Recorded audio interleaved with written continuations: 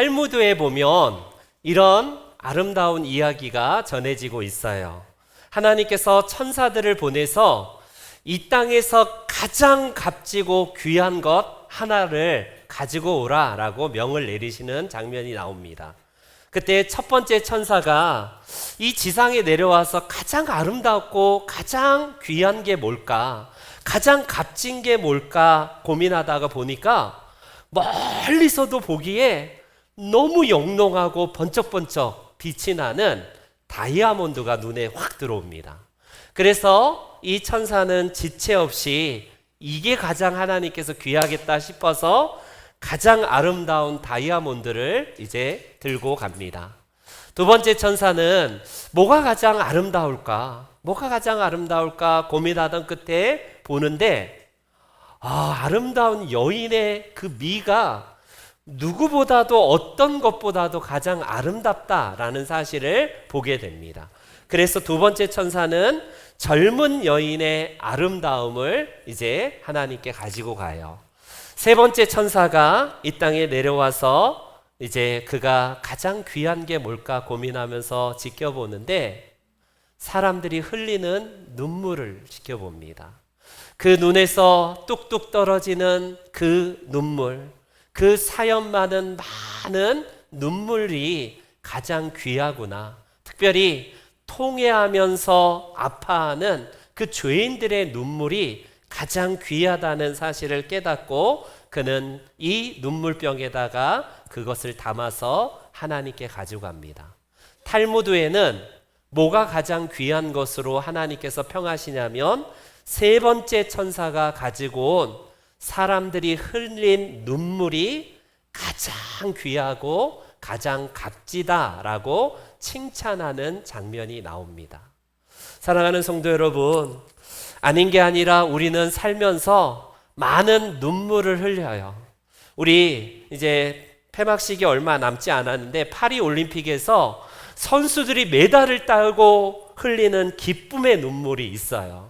온 국민이 함께 기뻐하면서 같이 눈물을 흘리게 됩니다. 반면에 그토록 애를 써서 열심히 준비했는데 안타깝게 메달을 따지 못한 아쉬움에 눈물을 흘리는 선수들도 있습니다. 또 어떤 이는요, 지금도 사랑하는 이의 그 사별 앞에, 그 죽음 앞에 정말 애통해하는 슬픔의 눈물을 흘리는 사람도 있죠. 그리고 반갑게 오랜만에, 너무나 오랜만에 만나서 반가워하는 반가움의 눈물이 있습니다. 내가 이렇게 살았어야 되는데 아쉬워하면서 지난날의 잘못을 참회하는 회한의 눈물도 우리는 흘리기도 합니다. 또 어떤 이는 아무 이유 없이 그냥 나는 아무 감정이 없는데 그냥 저절로 내 눈에서 흐르는 눈물도 우리의 눈에서는 흘리게 되죠. 또 이 예배 시간이나 그냥 설교 지루하구나 하면서 크게 하품하면서 흘리는 그런 생리적인 눈물도 있을 겁니다. 여러분, 다양한 이 땅에는 우리가 눈물이 있을 터인데 그 눈물은 하나님께서 우리에게 주신 너무나 귀하고 값진 것이라는 사실을 탈무드를 그냥 우리가 굳이 인용을 하지 않더라도 하나님께서 우리들에게 주신 귀한 선물 중에 하나가 바로 눈물이라고 할 수 있어요. 여러분, 우리는 이 땅에서 왜 우리는 먼저 울라라는 것이 우리에게 있어서 귀할까요? 예수님은 분명히 성경은 여러 군데에서 그리스도인들은 기뻐하라, 웃으라, 함께 하나님 나라에 참여한 것으로 즐거워하라, 분명히 이렇게 말씀하시는데 예수님은 정반대의 말씀, 먼저 울으라, 우는 자가 복이 있다라고 말씀하시는 이유가 뭘까요? 그럴 때에 비로소 우리는 웃게 된다라고, 웃을 것이다라고 역설의 진리를 예수님이 말씀하고 계십니다. 예전에 그 이동국이 딸들에게 막 혹독하게 막 훈련을 시키더라고요. 그 큰딸 작은 딸에게 막 테니스를 막 했는데 애가 너무 힘든지 막 울어요. 그러니까 누가 이동국이 그랬나 그런 말 하더라고요. 지금 많이 울어야지 나중에 웃는다, 이런 말을 합니다. 아버지로서 굉장히 매정한 것처럼 보이지 않나요? 지금 많이 울어놔야지 나중에 웃게 된다는 말이 무슨 의미입니까? 역설 아니에요? 바로 그것입니다.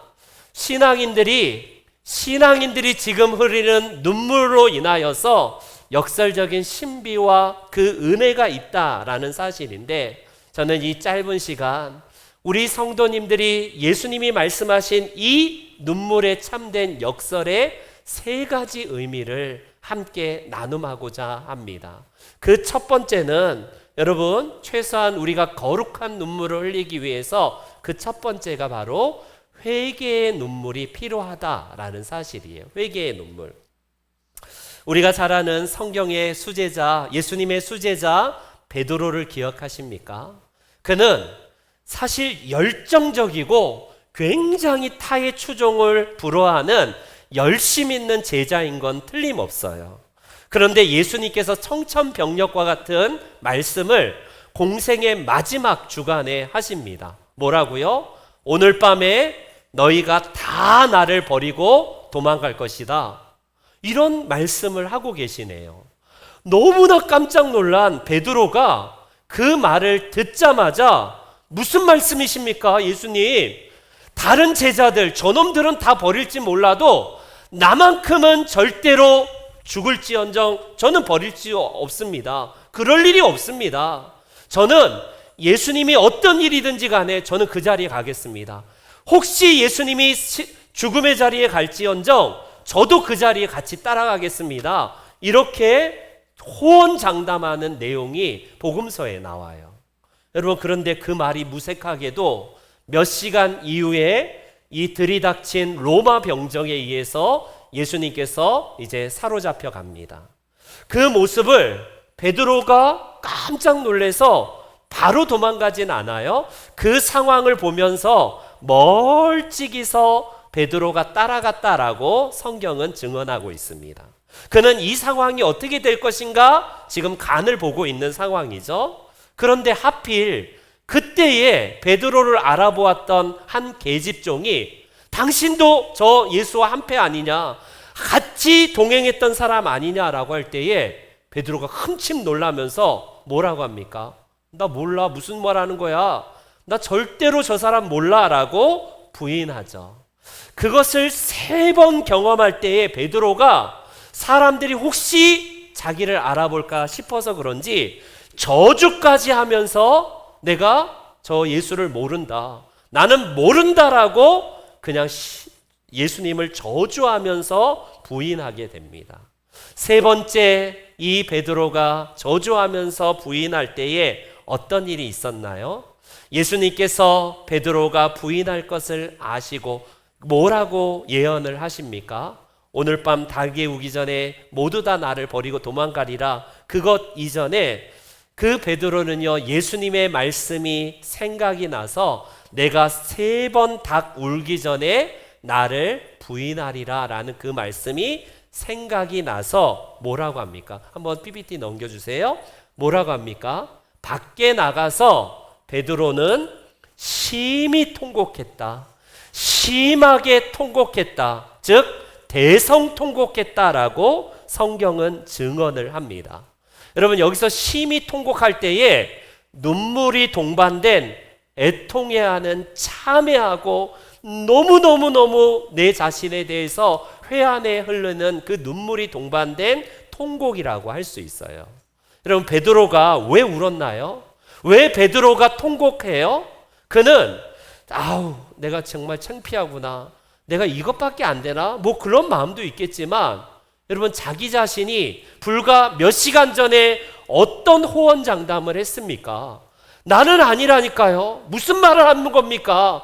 저는 죽음에까지 함께 하겠습니다. 저는 절대로 그런 일이 없습니다 라고 그가 호언장담했지 않나요? 그런데 다른 사람도 아닌 미천한 계집종 앞에서, 그것도 예수님을 저주까지 하면서 부인했던 자기 자신의 모습이 너무 참담하게 느껴지지 않았던가요? 3년 동안 그것도 수제자라고 따라다니는 이 베드로, 예수님께서 가르치시고 말씀하셨던 그 진리를 이 베드로가 계속해서 마음에 쌓아 놓았는데 어찌 된 것인지 지금 본질적인 이 자리, 진짜 중요한 이 자리에서 내가 이것밖에 안 되는구나, 자기 자신의 정말 아무것도 아니라는 사실, 이 자괴감과 더불어서 내 입으로 주님을 부인했다라는 이 참담한 현실 때문에 그는요 회개의 통곡의 눈물을 흘렸다라고 성경은 말씀합니다. 여러분, 그런데 베드로의 회복의 시작은 여기서 시작돼요.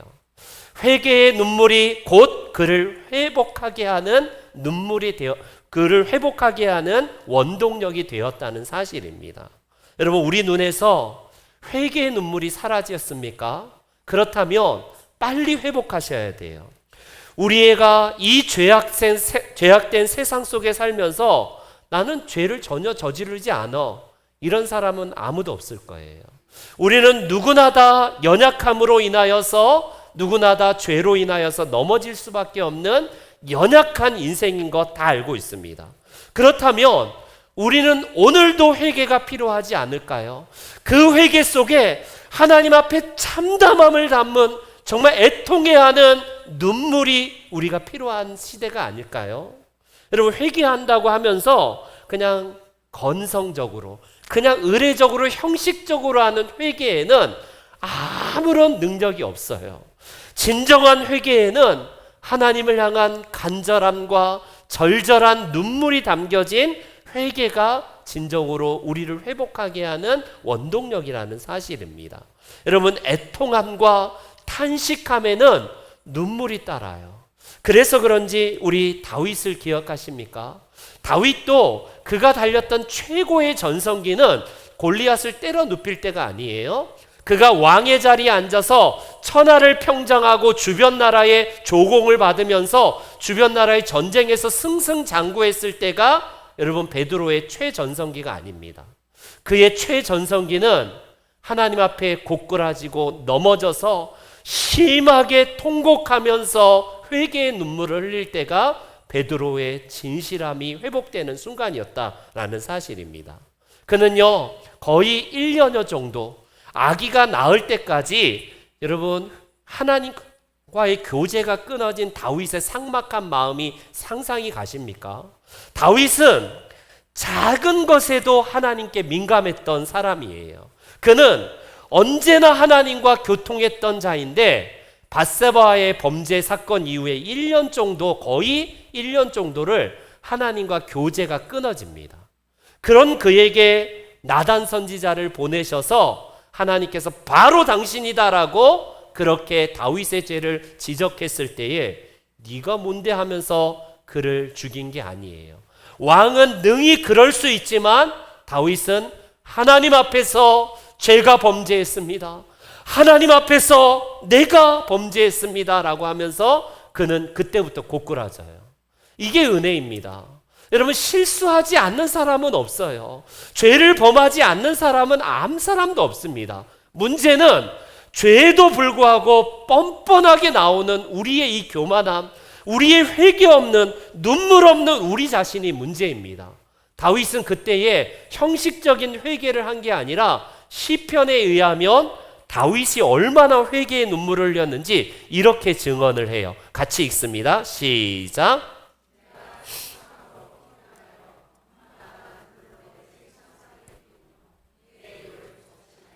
여러분, 물론 시적으로 과장법의 표현이긴 하지만 다윗의 눈물은 달기똥 몇 방울 똑똑 흘리고 그냥 내가 회개했습니다 이러지 않아요. 그는 몇 날 며칠을 침상이 둥둥둥둥 띄울 정도로 그 눈물이 정말 한강을 이룰 정도로 그는요 회개하면서 철저하게 하나님 앞에 엎드립니다. 여러분, 다윗이 실패했습니까? 실패한 것처럼 보이지만 그의 눈물이 결국 회복의 시작이에요. 그때부터 다윗은 하나님의 은혜로 더욱더 하나님께 사용받는 사람이 됩니다. 여러분, 하루는 예수님께서 한 바리새인의 집에 초청받아 간 적이 있어요. 식사 자리에. 그런데 웬일인지 이건 예수님을 완전히 물먹이는 거죠. 예수님을 초대했는데 발 씻을 물도 주지 않습니다. 이거는 예의상 완전히 이거는 예의상 없는 진짜 모욕 주는 행위예요. 그럼에도 불구하고 예수님은 그 바리새인의 자리에 초청받아서 그 자리에서 식사를 할 때에 한 여인이, 그것도 그 여인이 등장하는 순간부터 그 주변에 있는 사람들이 웅성웅성하기 시작합니다. 저 창녀가, 저 죄인이 도대체 이 자리에 웬일이야? 이 은혜의 자리에 저런 창녀가 왜 왔을까? 사람들이 웅성웅성하는데 그 여인은 예수님의 발 앞에 엎드려서 뭐라고 합니까? 성경 누가복음에 이렇게 증언을 하고 있어요. 향유 담은 옥합을 가지고 와서 예수의 뒤로 그 발 곁에 서서 울며 눈물로 그 발을 적셨다라고 말합니다. 여러분, 발을 적셨다는 것은 한두 방울 뚝뚝 떨어뜨렸다가 아니라 마치 지금 다윗이 펑펑 울고 베드로가 대성통곡과 똑같은 것과 같이 저 죄인인 여성, 아마 창녀로 추정이 되는데 저 창녀가 예수님의 발에 회개의 눈물을 완전히 흘립니다. 그리고 3단 같은 가장 여성으로서 생명과 같은 머리로 예수님의 머리칼로 예수님의 그 발을 닦습니다. 여러분, 이 여인은 왜 울까요? 내 삶이 기구해서 내가 이렇게 살 수밖에 없는 내 팔자가 사나워서 웁니까? 그게 아니에요. 지난날 살아왔던 그 모든 생애가 얼마나 욕되고 얼마나 죄악된 삶인지 예수님을 만난 이후에 깨달아지는 겁니다. 내 죄에도 불구하고 이 예수님은 나를 정죄하거나 나를 그렇게 율법으로 나를 혼내는 게 아니라 예수님의 긍휼함을 경험하지 않았겠습니까? 무엇보다도 예수님의 그 때 묻은 그 발에 먼지보다도 때보다도 더 못한 내 추악한 모습을 예수님 앞에서 발견한지라 그녀는 눈물로써 그 흘릴 수밖에 없는 그녀의 모습을 볼 수 있다라는 겁니다. 여러분, 그렇습니다. 그 여인을 향해서 사람들은 더럽다, 저 싼것이 어디, 이 자리가 어디 안전이라고 사람들은 손가락질 할지 모르지만 예수님의 선언을 보세요. 예수님은 그녀를 향해서 이렇게 선언을 합니다. 뭐라고요? 가라, 내 죄사함을 받았다라고 예수님은 죄사함의 선언을 그 여인에게 하고 계세요. 여러분, 회개의 눈물은 무엇보다도 우리를 죄사하게 하시는 능력이 담겨져 있다는 사실입니다. 스펄전은요, 이렇게 얘기할 정도예요. 눈물이 아니면 하나님 나라를 볼 수 없다. 메마른 눈으로서는 천국에 들어갈 수 없다라고 단언할 정도입니다. 무슨 말일까요? 우리는 신앙생활하면서 내 눈물에서 지금 혹시 회개의 눈물이 사라졌습니까? 그렇다면 나는 하나님 나라에서 점점 더 멀어지고 있구나라고 자각하셔야 됩니다. 내 눈이 지금 점점 말라가고 있습니까? 메마르고 있어요. 강팍한 마음 때문에 회개의 눈물보다는 점점 더 교만한 내가 지금 그렇게 발견되고 있습니까? 그렇다면 여러분, 빨리 회개의 눈물을 회복하셔야 돼요. 그게 우리가 교만한 자리에서 내려올 수 있는 비결이며 우리가 그 눈물의 정화작용을 통하여서 하나님이 나를 회복하게 하는 이 역설의 신비라고 할 수 있습니다. 이 회개의 눈물은 하나님의 은혜와 용서를 체험받을 수 있는 가장 첫 번째 비결일 뿐만 아니라 우리로 하여금 하나님께 나아갈 수 있는, 나는 부족하지만 그분이 내 모든 죄를 사하셨기 때문에 겸손하게 살 수 있는 비결이 됩니다. 사랑하는 우리 성도 여러분, 왜 우리가 역설로서 눈물이 우리에게 참된 힘일까요? 왜 우리가 웃고 즐기고 인생을 멋지게 살아라 라고 하기 전에 예수님은 울라라고 말씀하실까요? 그것이 우리를 살리는 비결이기 때문에 그래요. 우리 모든 성도님들의 눈에서 회개의 눈물이 메마르지 않기를 소망합니다. 이게 우리가 하나님 앞에서 우리가 살 수 있는 비결이라고 할 수 있어요. 두 번째, 우리는 왜 눈물이 필요할까요? 그 눈물은 무엇보다도 어떤 눈물을 흘려야 될까요? 우리 옆사람, 지체, 우리 이웃을 위해서 흘리는 눈물이어야 된다라고 생각을 합니다. 여러분, 성경에 보면 예수님께서 정말 많은 사람, 모든 사람들을 사랑하시지만 특별히 더 애착을 하는 가족이 있어요. 아마 더 애착을 가졌던 게 복음서에 보면 특별히 요한복음에 이 남매의 이야기가 나오는데 나사로와 마르다와 마리아 남매의 이 이야기가 나옵니다. 그들의 부모가 복음서에서 전혀 소개가 되고 있지 않는 걸 보면, 특별히 나사로가 죽었을 때에 부모가 등장하지 않는 걸 보면 아마 조실 부모 한 듯 보여요. 너무 어린 나이에 이 세 남매만 홀로 살아남아서 그래서 그런지 예수님은 더 애착을 갖고 이 남매를 사랑합니다. 그런데 그 사랑하는 오빠 나사로가요, 병들다가 시들시들 병들다가 죽게 되는 정말 충격적인 일이 발생합니다. 예수님은 그 자리에 바로 오시지 않고 좀 지체하시다가 이제 이 베다니에 도착을 하는데 이미 오빠의 장례는 다 치러진 상태고 초상을 치른 이후에도 눈물바다예요. 여러분, 가족을 잃은 그 애통하는 마음 아십니까? 그 단절의 아픔이 가족을 잃어버리신 분들은 아실 거예요.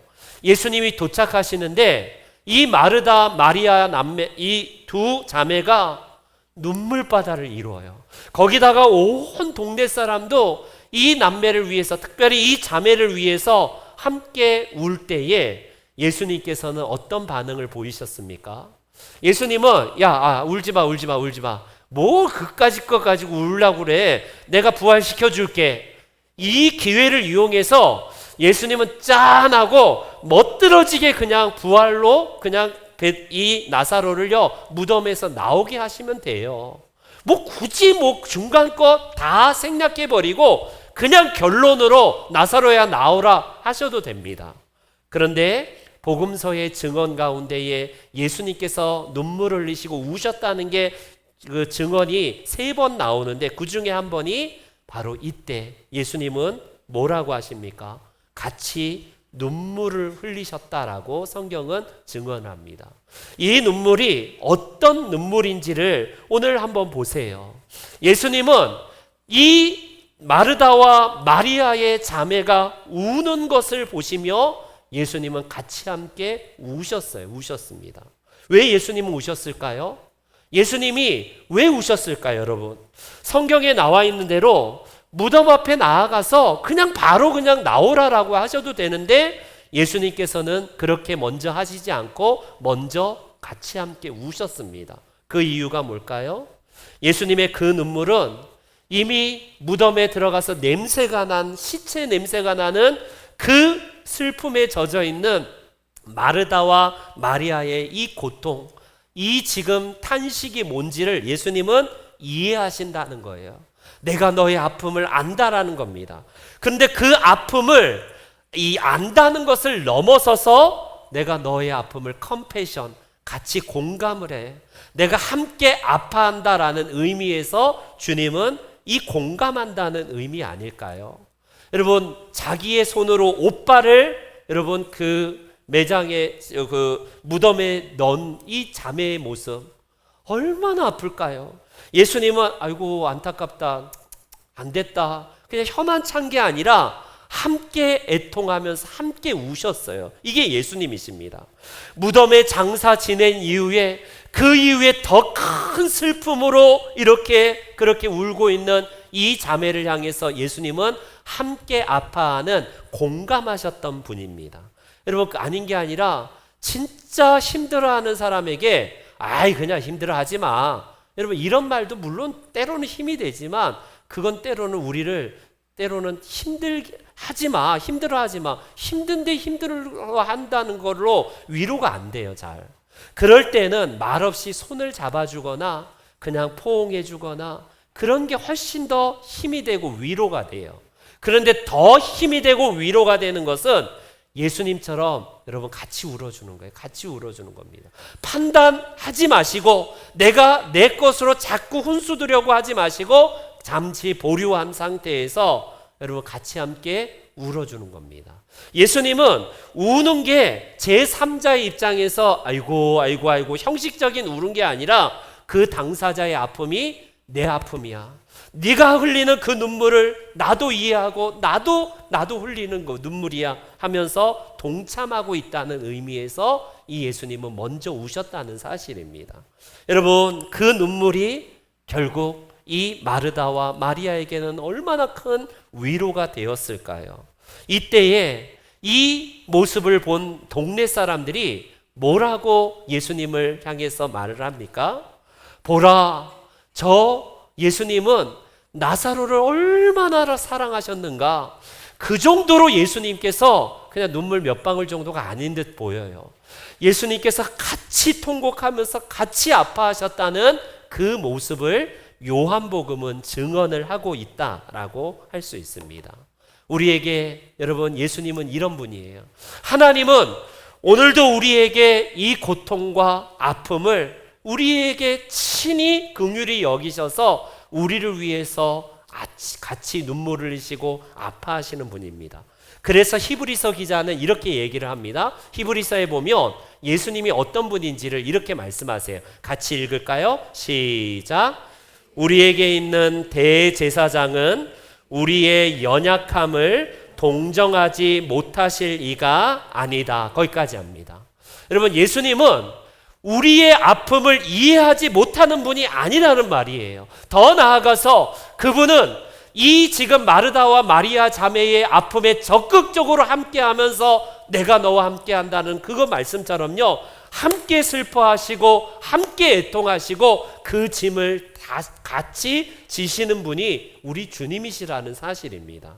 여러분, 이 예수님이 여러분 곁에 계세요. 이 예수님이 우리의 예수님이십니다.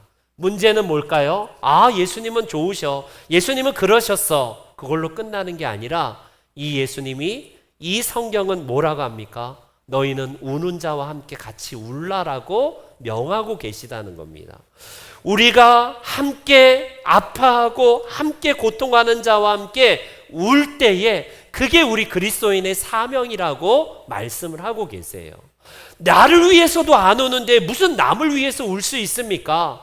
여러분, 메말라서 그래요. 메말라서 그렇습니다. 주님은 말씀하세요. 로마서에서 우리 이렇게 이야기를 합니다. 성경은 로마서 5장에 15장에 이런 말씀합니다. 다 같이 시작.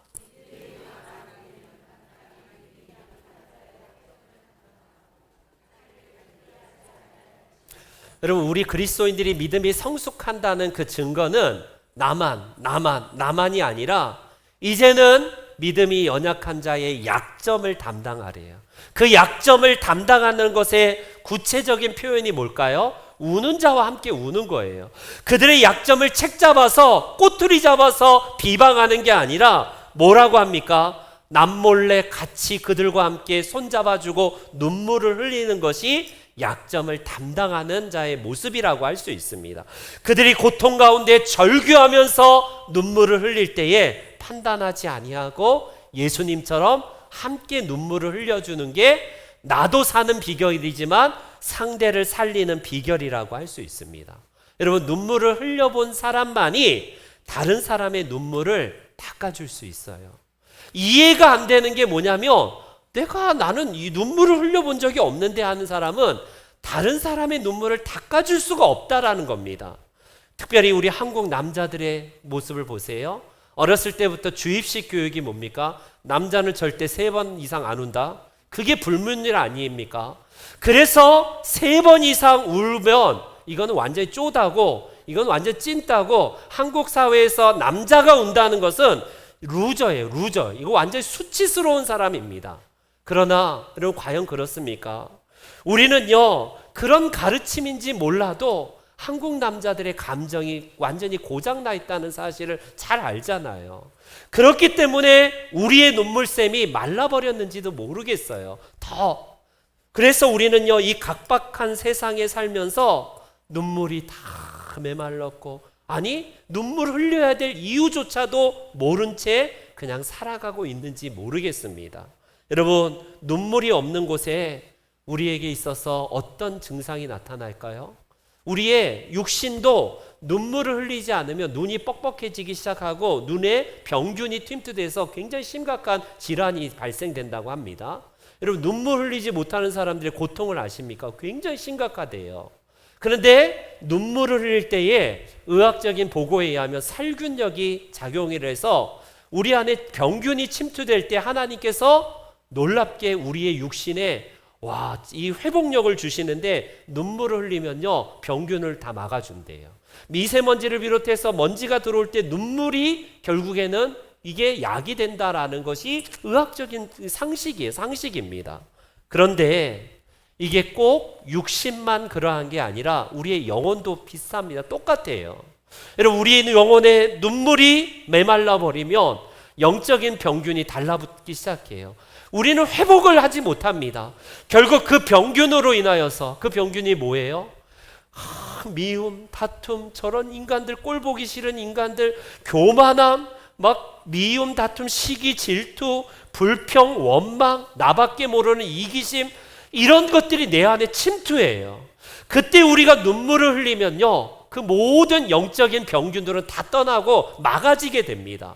그런데 눈물이 흘리지 않으면 점차 내가 망가지기 시작하고 결국 나쁜 영혼의 병균에 의해서 감염이 되는지도 모른 채 살고 있다라는 사실입니다. 그렇기 때문에 여러분, 우리에게 있어서 눈물이 필요해요. 그 눈물이 나를 위해서도 필요하지만 누군가를 위해서 흘리는 눈물이 필요한 시대가 오늘날의 시대입니다. 여러분들은 어떤 눈물을 흘립니까? 지금 내 영혼과 내 마음의 눈물이 메말라 있지는 않아요? 내 주변에는 왜 이렇게 꼴 보기 싫은 인간들이 이렇게 많습니까? 우리는 그렇게 탄식하고 있지 않습니까? 하나님, 왜 나를 힘들게 하는 사람들이 왜 이렇게 내 주변에는 가득합니까? 여러분, 그렇게만 보여요? 눈물을 한번 흘려보세요. 그 영혼을 향하여서, 그가 나를 힘들게 하는 사람을 향해서 눈물을 한번 흘려보세요. 그 영혼이 불쌍해지기 시작하고 그 영혼이 참으로 정말 안타깝기 시작해서 그 영혼의 정화작용이 일어난다는 사실입니다. 누가 믿걸랑 그 사람을 향해서 눈물을 먼저 흘려보십시오. 누가 나를 힘들게 하고 꼴보기 싫은 인간이 내 옆에 있다면 여러분, 눈물 한번 흘려보세요. 그럴 때 하나님께서는요 우리에게 회복하는 은혜를 주신다는 사실입니다. 이 귀한 은혜가 우리 성도님들 가운데 있기를 축원합니다. 마지막으로 우리에게 있어서 눈물이 우리가 필요한 영역은 무엇보다도 이 나라 이민족일 거예요. 이 나라 이민족. 여러분, 신앙인은 두 세계를 살고 두 나라를 살고 있는 정체성을 가진 자입니다. 먼저는 우리의 시민권은 저 하나님 나라에 있어요. 우리는 더 이상 사단에 속해 있지 않고 하나님께 속한 자로서 시민권이 하나님 나라에 있습니다. 그렇기 때문에 먼저 그의 나라와 그의 의를 구하는 거죠. 그런데 여러분, 우리는 이 땅에 발을 딛고 있다는 사실을 기억하십시오. 우리의 머리는 하늘을 향해서 있지만 우리의 발은 이 땅에 딛고 있다는 사실입니다. 그렇기 때문에 대한민국이라는 이 귀한 나라에서 우리가 속해 있는 그런 것이라는 것을 꼭 기억하셔야 돼요. 이번 주 목요일은 여러분 79주년 8.15 광복절입니다. 도무지 상상할 수 없는 일제강점기 36년 동안 수탈과 엄청나게 힘들었던 그것을 우리가 정말 상상할 수 없게 하나님이 이 땅에 광복과 해방을 주셨어요. 여러분, 36년 동안 일제강점기 때 어떤 일이 있었습니까? 이 나라에 엄청난 국권을 뺏기고 이름까지 뺏고 성씨도 뺏기고 나라를 뺏긴 것뿐만 아니라 다 뺏겼어요. 무엇보다 신앙인들은 신앙의 자유도 다 뺏겨서 무수한 고문과 순교까지도 이 땅에 많이 발생됐던 때가 바로 일제강점기 아닙니까? 그렇게 힘든 삶을 살았던 우리 민족에게 하나님께서 눈물이 있었어요. 우리 신앙의 선배들은 일제를 향하여서 규탄만 하고 끝난 게 아니라, 독립운동만 하고 끝난 게 아니라 눈물의 사람들이었다는 사실을 아십니까? 그 우리 조상들이, 특별히 그리스도인들이 이 땅을 향하여서 밤새워서 눈물을 흘린 그 이름 없는 자들의 눈물이 이 땅을 살립니다. 오늘날, 그런데 여러분, 오늘날의 모습을 보세요. 정치적 모습이나 사회적인 모습이나, 과연 우리 후손들에게 이 아름다운 대한민국을 물려줄 수 있을까 생각하면 아찔할 때가 한두 번이 아니에요. 뉴라이트가 등장해서 일제의 강점기가 오히려 축복된 기간이었다라고 이렇게까지 말하는, 공공연하게 나오는 이런 사람들이 아예 버젓이 활동하는 시대에 살고 있지 않습니까? 아예 독립운동가들을 테러리스트라고 얘기할 정도로 완전히 일제의 앞잡이가 된 사람들이 오늘날에 왜 이렇게 많은지 몰라요. 이 경제가 참 어렵다라고 하면서 정부를 탓하기 전에, 우리는요 누군가를 탓하고 사회가 이렇게 썩었냐라고 하기 전에, 여러분, 우리가 눈물로 먼저 이 나라와 그 누군가를 위해서, 위정자를 위해서 기도를 먼저 해보셨냐고요. 그게 필요합니다. 그게 필요해요. 여러분, 그리스도인들은 비판하면 안 된다, 그 말을 하고 싶은 게 아니에요. 우리의 선조들이 특별히 이 땅을 위해서 눈물 흘렸던 그 기도가 우리에게 필요합니다. 여러분, 제가 어렸을 때만 해도 권사님들은 밤새도록 이 나라를 위해서 눈물을 흘려서 기도했어요. 산에 가면 막 이곳저곳에서 부르짖는 게 이 땅에 하나님 은혜를 달라고, 이 자유 대한민국의 은혜를 달라고 기도했던 그 기도가 온 산하를 다 쩌렁쩌렁하게 울렸습니다. 오늘날 기도도 없고 눈물도 메말랐고 나라와 민족을 위해서 기도하기는커녕 비판만 남고 늘 비판만 남는 시대가 되었지 않습니까? 그러나 복음서에 보면 예수님은 무엇보다도 나라를 위해서, 예루살렘을 위해서 기도하셨고 그것도 우시면서 기도하셨다라고 증언합니다. 우리 다시 누가복음을 한번 볼까요? 어떻게 합니까? 예수님은 십자가를 지시기 위해서 예루살렘에 입성하는데 예루살렘을 성을 보면서 통곡하시고 우십니다. 그러면서 하시는 말씀이, 너도 오늘 평화에 관한 일을 알았더라면 좋을 뻔하였거니와 지금 너의 눈에는 숨겨졌다. 여러분, 예수님이 다른 때가 아니에요. 평상시가 아니라 십자가를 지시기 위해서 예루살렘으로 오실 때에 십자가가 무서워해서 우셨던 게 아니라 이 나라의 운명, 이 지금 예루살렘이 조만간 이제 로마 장군에 의해서, 로마군에 의해서 초토화될 것을 예수님이 보시니까 너무 답답하고 안타까워, 그래서 우셨다고 할 수 있습니다. 예레미야도 마찬가지 아닙니까? 구약의 예레미야도 예수님처럼 이 민족에게 하나님 말씀을 증언하면서 돌아오라 라고 했지만 귓등에도 듣지 않았던 이 민족을 향해서, 그래 니네 심판받아라, 애따 니네 지옥불에나 더 들어가라, 그런 게 아니라 예레미야는 통곡의 눈물을 흘리면서 이 민족을 향해서, 그 이스라엘을 향해서 기도를 드렸던 신앙의 선배라고 할 수 있습니다. 사랑하는 성도 여러분, 우리 신앙인은 무엇보다도 이 영역이 필요해요. 그게 먼저 올 때에 우리에게 웃는 나라가 될 것이며 이 나라가 더욱더 복된 나라가 된다라는 사실입니다. 이 나라의 경제 번영과 이 나라의 민주화는 물론 우리 인간적인 노력이 있죠. 그러나 그 전에 우리 그리스도인들이 하나님 앞에 흘렸던, 나라와 민족을 위해서 흘렸던 눈물이 있다는 사실을 꼭 기억하시기를 바랍니다. 시편 126편의 시인은 이럴 때에 어떤 역설이 있을까? 이렇게 얘기합니다. 눈물을 흘릴 때 어떤 일이 있을까? 같이 함께 읽을게요. 시작. 눈물을 흘리며 씨를 뿌리는 자는 기쁨으로 거두리로다.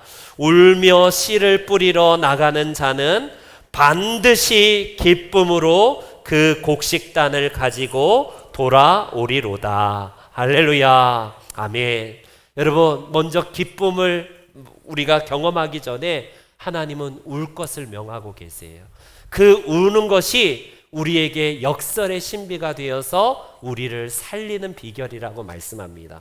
이제 마지막으로 하나님께서 우리 그 정호승 시인의 내가 사랑하는 사람이라는 시의 일부를 소개하겠습니다. 나는 눈물이 없는 사람을 사랑하지 않는다. 나는 눈물을 사랑하지 않는 사람을 사랑하지 않는다. 나는 한 방울 눈물이 된 사람을 사랑한다. 기쁨도 눈물이 없으면 기쁨이 아니다.